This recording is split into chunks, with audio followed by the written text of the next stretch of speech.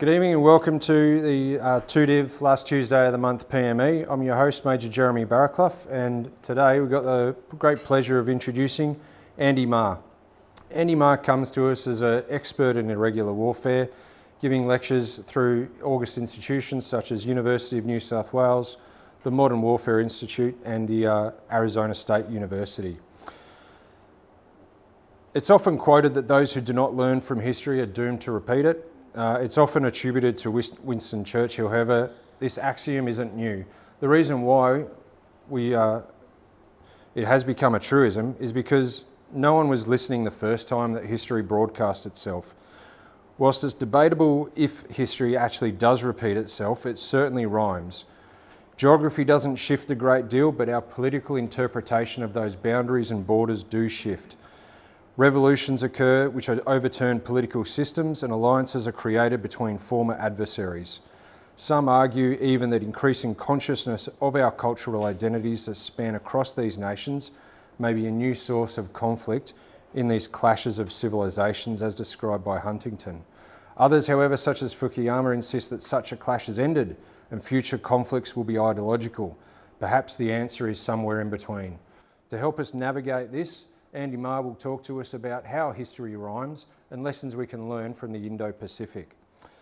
Just a quick note before we start. This presentation is obviously delivered at the unclassified level so we can get a broad audience. And the presentation today, it consists of the views and opinions which are those of the speakers themselves and don't necessarily reflect the Army or the Australian Defence Force.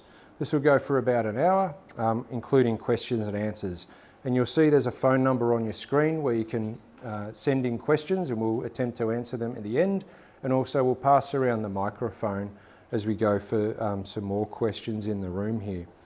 So without any further ado, I'd like you to please welcome Andy Marr.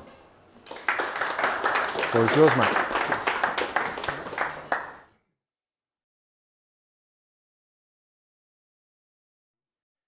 Today's focus, by talking about grey zone in the Indo-Pacific, my focus has been, we've been here before.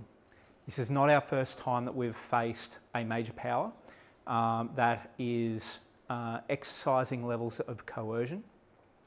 And there are aspects that can be drawn from that history that are of value, and also cautionary tales. As we go through, there'll be a few recommendations for different books that may be of value to you. And I'll start off, unfortunately, with a little bit of theory before transitioning into some more juicy examples that I hope will add to the history that you're already familiar with of the World War II period. So first and foremost, it wouldn't be PME if we didn't bring up Clausewitz. This metaphor of two major wrestlers in the ring competing, looking for advantage, trying to throw their opponent, has 200-year-old roots. It's how many of you, I'm sure, have been brought up in the way that you've engaged in your career courses, have been looking at the nature of conflict. By way of depicting it in this way, blue versus red, with green often getting in the way, it simplifies things to a degree that helps us feel confident in our ability to plan. My take is that recent events have proven it's a lot more complex. And in fact, it's always been more complex. Indeed, we should be embracing that complexity because it provides us opportunities in terms of what we mean by grey zone. In this Trivial Pursuit graphic, it highlights that there will be certain actors in the battle space that may be operating in a valuable way to us, but we're not going to command and control them. Actors like Bellingcat, actors like cyber militias that rise up of their own accord, anonymous.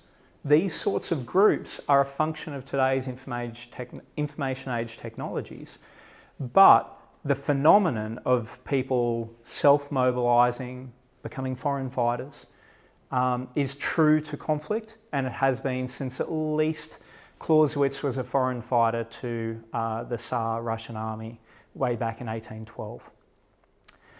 What this graphic is also trying to show is how we can think about terms like political warfare, subversion, these grey zone terms that many of us are unfamiliar with.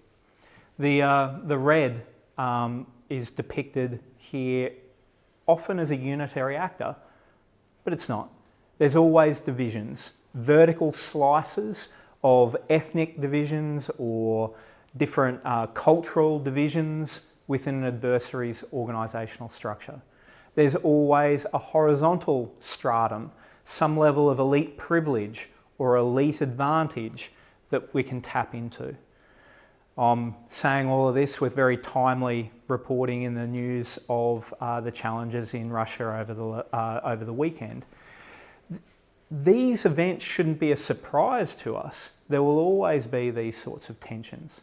Now, if I'm going to put this in a tangible way we can all understand, in the Syrian civil war, the Alawite regime, a privileged elite structure of around 10% of the population, is that vanguard-like organisation that sits at the apex of the triangle, where there's quite a body of Sunni or Shia populations sitting underneath it that feel disadvantaged, disgruntled with their lot in life.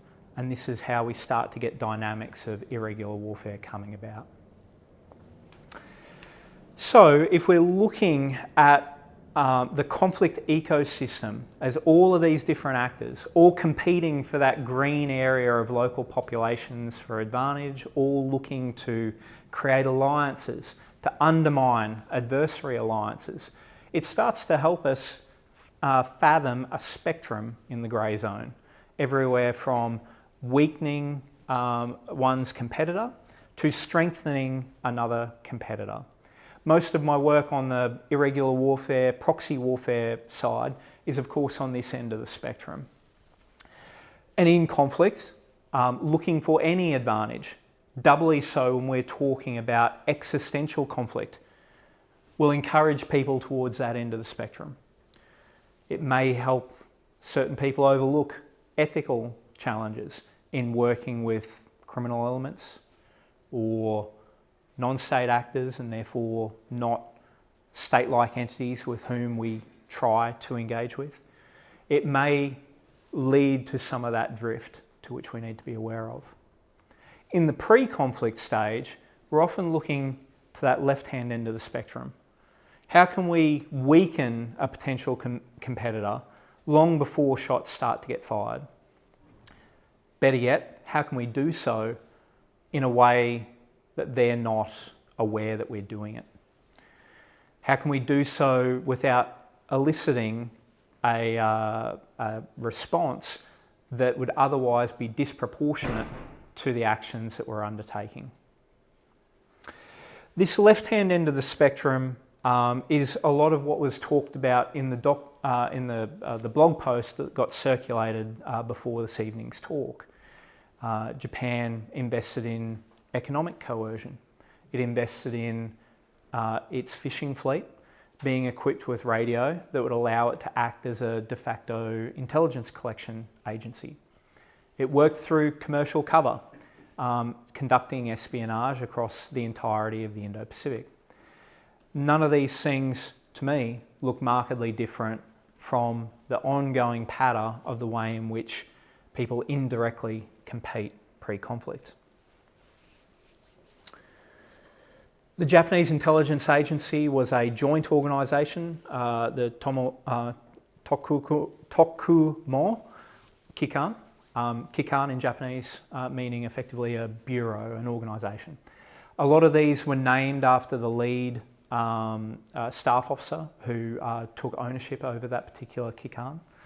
And they were regionally aligned. There was a different Kikan that was orientated to Malaya, to Sumatra, to the Philippines. That allowed them to develop the deep understanding of the local population, its grievances, where those fractures exist within what was for them their red opponent. There was a prolonged period of intelligence collection. While for us, we look at World War II as having commenced 7th of December 1941 with the Day of Infamy. For the Japanese, it started at least a decade earlier.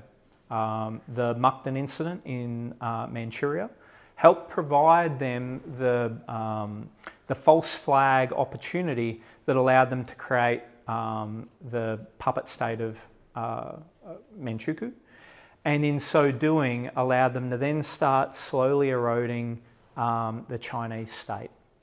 They did so through warlords. They did so through empowering triads in Shanghai in particular, but also in Hong Kong. They did so through undermining the local economy. The Chinese economy throughout the 1930s was all predicated on silver, in the same way that our economy today is gold as the base standard. It was in silver. So the Japanese deliberately engaged in smuggling silver to devalue the Chinese economy.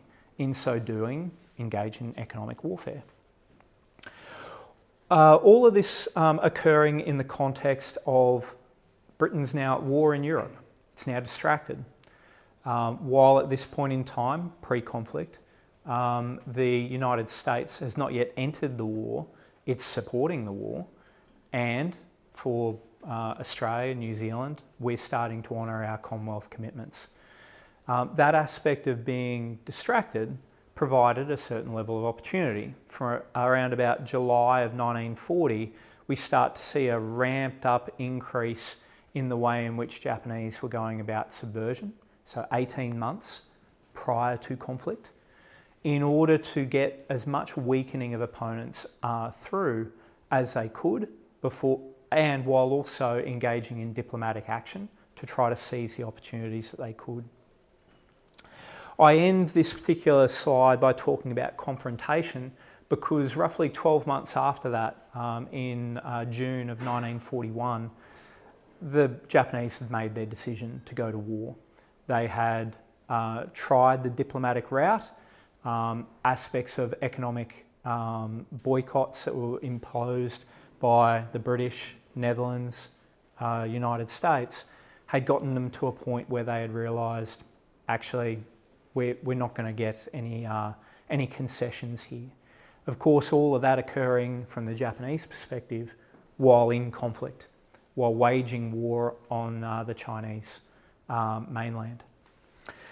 So this graphic on the right-hand side talks about how this salami slicing growth started to occur from that early 1930, 1931 period right the way through to 1941 and the outbreak of conflict with Pearl Harbor. What it also talks about is the way in which the British started to realise they were being subverted. The early days of British Special Operations Executive, sitting itself under the Ministry of Economic Warfare, was driven by this recognition that the fascists were doing something different. In the European theatre, it was because aspects of dismemberment of Czechoslovakia, the rapid collapse of Poland, the way in which territorial concessions were being offered to Hitler in today's Lithuania, in today's Poland, were being undertaken. That led in 1940 to the realisation, hey, we need to do something different. We need to attempt a different way of waging war. Following the advance of the Wehrmacht, all of these little resistance movements were springing up behind enemy lines. This self-generating resistance phenomenon was starting to get on the British radar by that mid-1940 period. To bring it forward to today, it's no different from the way in which Ukrainians have self-mobilised either virtually or physically in the form of partisans to wage war against their occupier. And so this recognition that these resistance movements were springing up all over the place outside of conflict in that occupation competitive zone after the tanks had rolled through, that led the British to come up with this idea called the Oriental Mission. Its whole purpose was to create stay-behind organisations that would work with these organically evolving resistance movements. This idea was called the detonator strategy. Now, if you think of a little detonator sitting in a large body of combustible material, you can get an idea of what the British line of thinking was when it came to engaging in this type of warfare. The quote at the end, Fujiwara Iwachi was the leader of the F-Kikan. He led the subversive effort against Malaya, Singapore and Sumatra. And his book talks about that journey of being a junior level major, recently graduated from an intelligence academy, starting to work on these types of super empowered projects where he was working for Chief of Staff, Second Army, to go about engaging in these types of efforts. His mission, starting in Thailand, started 6 months before the invasion of Malaya. That story is common to all of these examples of Japanese subversion prior to the conduct of open hostilities. So this graphic, I am sure many of you are familiar with regards to the invasion of Malaya, the rapid advance through Peninsula Malaya, arriving at the surrender of Singapore in what was openly a surprise to British forces, British society writ large, that Fortress Singapore could fall so quickly. Over the course of this campaign, the Japanese had recognised one of these fissures, one of these vertical slices in the Commonwealth effort, was the fact that roughly 60 to 70% of the manpower actually was Indian that was fighting. These Indians were fighting for an idea that was greater than their own. And so they leveraged off their narrative, Asia for the Asians, the greater co-prosperity sphere that undermined everything that the Japanese were, that underlay everything the Japanese were trying to do with their expansion, and started to use targeted messaging. How about free India? His India. And so in the process of that campaign, right the way through to the surrender of Singapore, roughly 40,000 Indian soldiers were conscripted into the Japanese Indian National Army as a proxy force, but operating with their own ideals, their own beliefs, that they would be able to move on in their campaign to fight for a free India.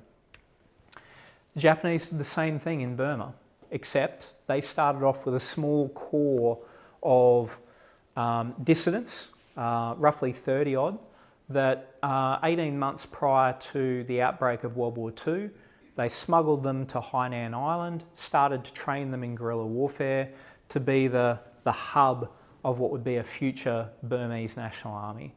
As the Japanese advanced from the south to the north, they used that small core to go about effective propaganda, effective subversive efforts against Commonwealth forces. They, in so doing, mobilised militias and used those militias for the local knowledge that they provided to help provide guides for the Japanese army. Here it wasn't quite as effective as it was in Malaya. Why? Because elements of Japanese atrocities for captured prisoners had started to emerge. The IO wasn't quite as believable as to the magnanimous intentions that the Japanese were trying to sell. Also, in what should be familiar to many of you, the Timor campaign, the same dynamics exist. The pre-conflict infiltration, subversion, intelligence collection efforts were underway prior to the commencement of hostilities. Here, however, Commonwealth countries were in a position where through 2-2 and then subsequently 2-4 independent companies, they were able to leverage that idea of stay behind resistance, They were able to mobilise elements of the local population. In so doing, impose cost. Roughly 1,000 odd Japanese lost their lives in the conduct of the occupation of Timor, and it held down roughly 10,000 odd Japanese for about a year of the campaign. Finally, Australia got it right with regards to support to the organic resistance that was emerging in Borneo. The 10th 43 uprising in Jesselton, Jesselton being the name for Kota Kinabalu up here. That uprising was organic. It was people who were fed up with Japanese occupation after a year and a half worth of repressive measures. As a result, the Z Special Force was able to insert all of these different teams to start working with different tribesmen to impose cost on Japanese forces. From an Allied perspective, where this idea of grey zone activity around the fringes of conflict really had an impact was in the Philippines. The Philippines was, of course, one of the first countries to be overrun, but it was also one of the countries that was occupied for the longest period of time in Southeast Asia. That meant that there was more time for organisation, there was more time for those negative effects of Japanese occupation strategies to take their effect and create this naturally emerging resistance effect. In terms of what it led to, all of these black circles are different guerrilla groups that emerged throughout Japanese occupation. In total, it ended up holding down 600,000 Japanese troops over the course of World War II. That number starting to shift when we actually had the landings occurring here in the Layette region originally. This book by Volkmann talks about his experience leading one of these guerrilla movements in the island of Luzon, the northernmost island of the Filipino chain. So what can we draw from all of this experience, all of these different examples? Well, the first one is that conflict doesn't begin when troops start landing on the beach. That escalation into conflict is almost always predicated by some level of subversion that has occurred ahead of time.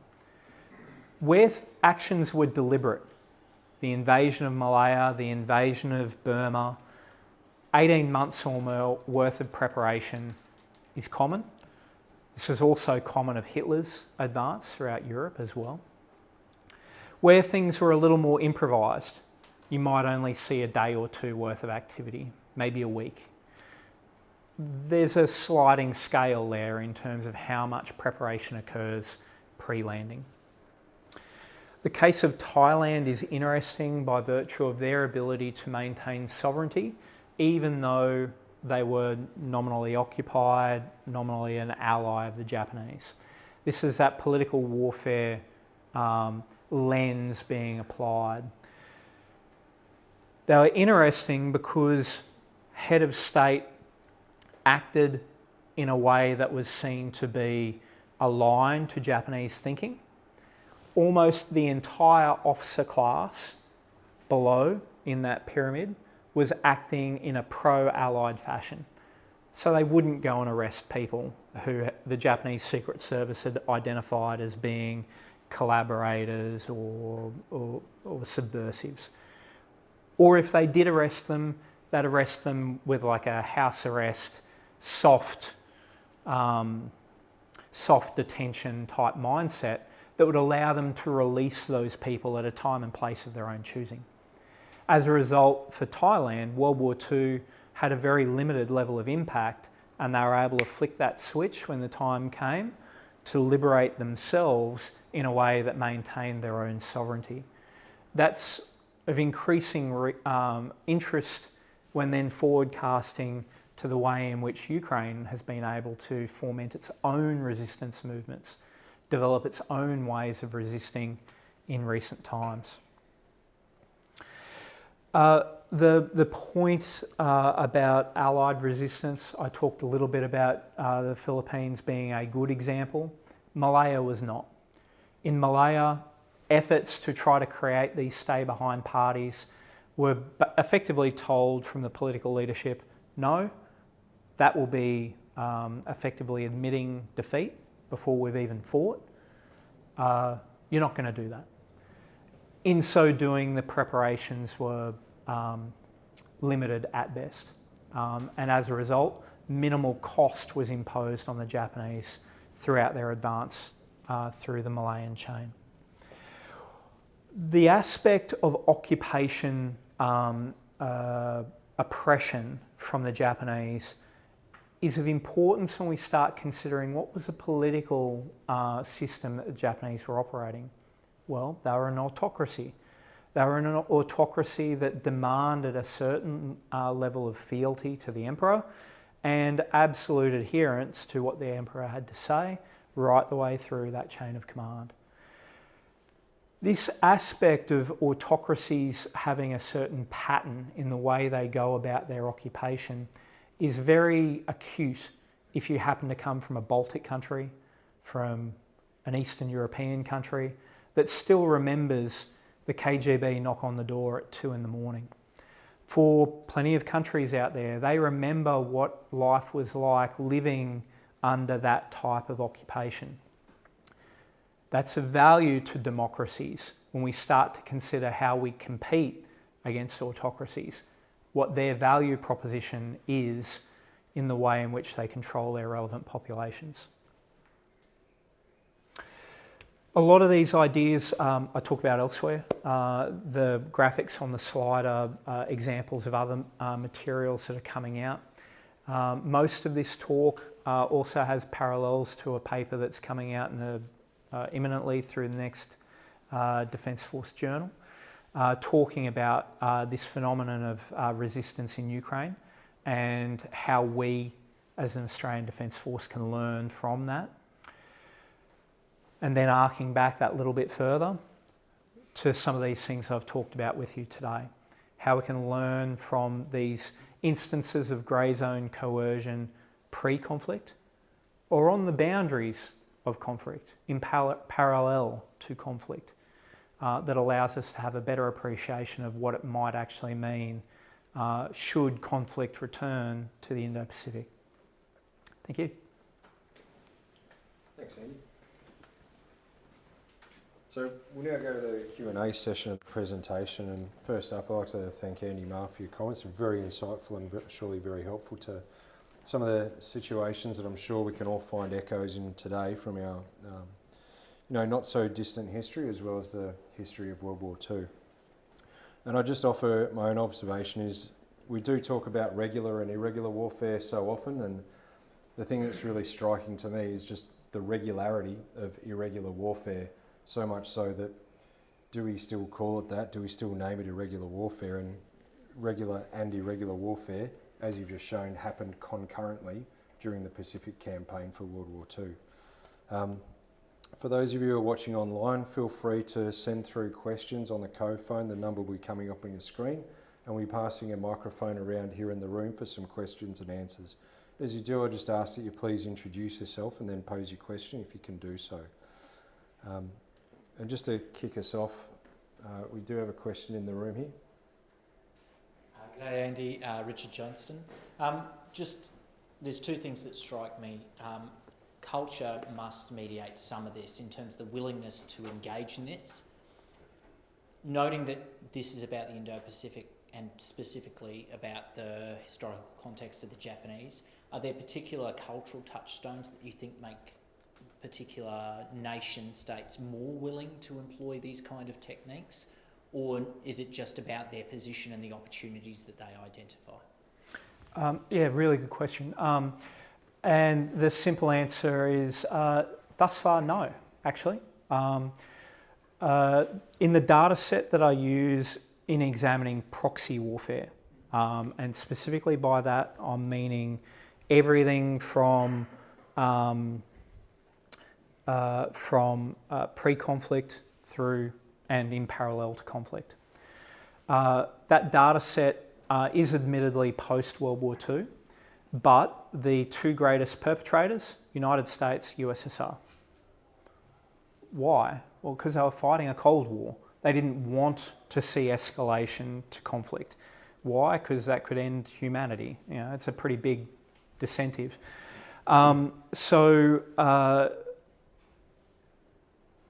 there's that element of, while we might think that Western nations are reluctant to use non-state actors, indeed, a common comment for my discussions on this has been, Andy, haven't you read DSU, DSR? We're all about the global rules-based order. Why would we go about undermining that, working by, with and through non-state actors? Well, except until we do. In this example, which I glossed over unfortunately, and I'm glad we've gotten to it indirectly, the idea of stay behind and imposing cost on the Japanese prior to December of 1941 led to the establishment of Mission 204. Mission 204 was a detachment of around about 300 odd Commonwealth soldiers, of whom a good 50 odd were Australian, who through Burma went to China, worked with Chinese nationalist forces to raise what were termed surprise battalions to engage in conflict with the Japanese. Now, all of that mission approval was done before Pearl Harbor. It was done in competition. So, yes, Australia has engaged in this type of thing in the past, where the right level of acute sense of threat led to these decisions being made. In terms of the other aspects of that data set, no, it's a global phenomenon. There is no defining aspect with regards to culture. Interestingly, non-state actors also do this. They will work through another non-state actor proxy, and so it's also not a state-based phenomenon. It's a competition-based phenomenon. Thanks, Andy. Hope that answers your question. We've got an online question here from Captain Malcolm, and he says, as we approach World War II, Chamberlain was ridiculed for maintaining diplomacy instead of turning to war. And then conversely, when we look at the Middle East more recently, G.W. Bush was ridiculed for jumping straight to kinetic warfare rather than trying more diplomatic means first. Are there historical signs that the grey zone activities are more likely to be a precursor to all-out war, or are we looking at something different? Sure, I'll interpret that as something different, intimating that if we see grey zone activity, it may not mean war. I'll go with that as an interpretation of the question. From a Hitler example that I've used a couple of times throughout this talk, in talking about things like the dismemberment of Czechoslovakia, that is sort of wrapped up in the issues of appeasement from Chamberlain. Context matters. The appeasement was also only 5 years after the Great Depression, and so that ability for nations to remobilise, to re-engage their industrial base is still an open question for a number of politicians. The aspect of, in Hitler's case, yes, appeasement encouraged, continue to bite off those gifts that you are effectively given. It did ultimately lead to conflict by virtue of there being a line. You've overstepped how much we're willing to give in a diplomatic sense. In the Japanese case, it was the same. They had likewise engaged in a little bit of bellicose diplomacy. For example, they had gone to the Portuguese, who were then the colonial masters of Timor, and had said, we want an airbase in Timor. You're going to give it to us, or otherwise we're going to foment insurrection in Macau. And we know full well you've got no way of being able to put that down given it's happening on the opposite side of the world.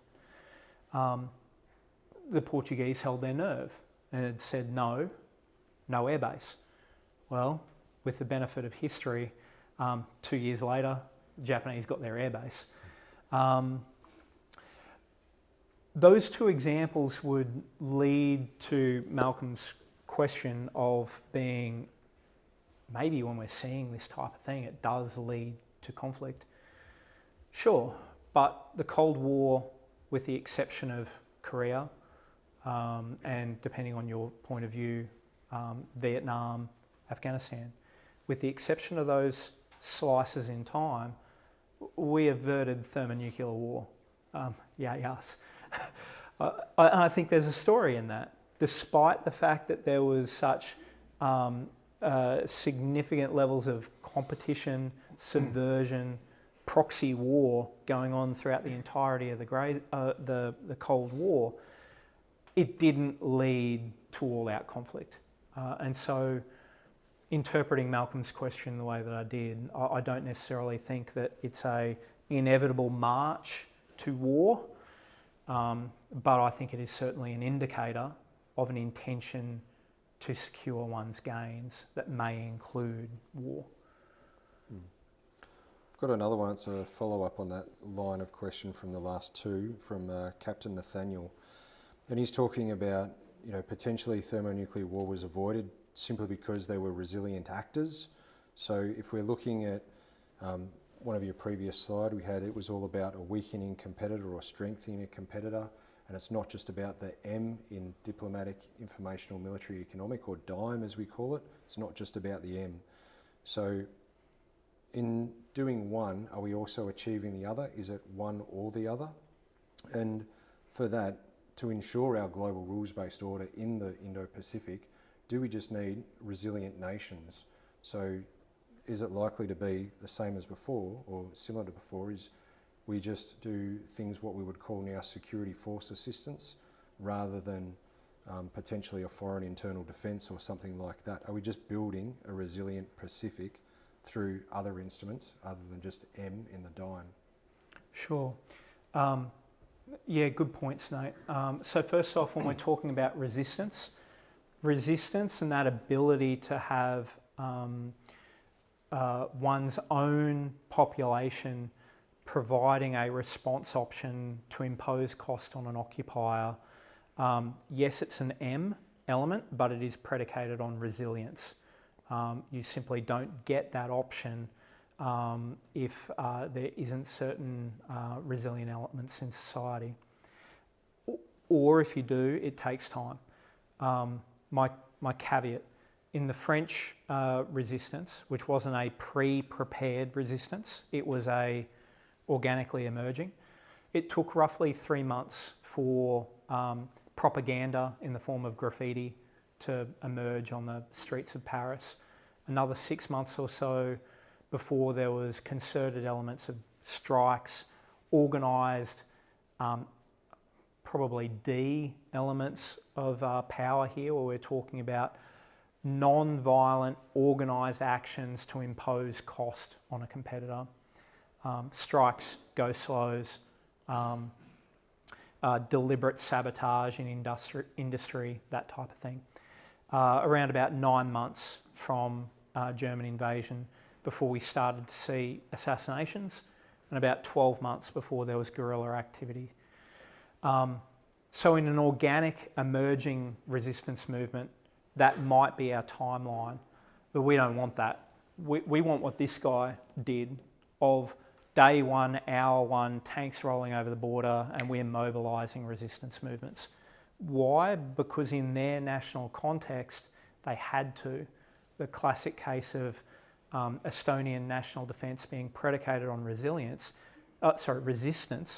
because tanks from line of departure to occupying capital city of Tallinn in 3 to 6 hours, depending on weather. You need that level of responsive element. So to the question, if you're a country like Singapore, Brunei, that does not have much in the way of strategic depth, I'd imagine these sorts of ideas are incredibly important to you right now. If you're a country with a greater level of strategic depth, maybe the M part of all of that isn't as important. But to Nate's question, the aspect of, yes, here today I've been talking about M because other than 5 people, we're all in uniform. And so this is what matters. This is what your job is, to generate the M part of national power. But when thinking about imposing costs, those costs can be temporal, financial, reputational, just as much as they can be about body bags. That's important when we start talking about the options that are available in what I teach on irregular warfare.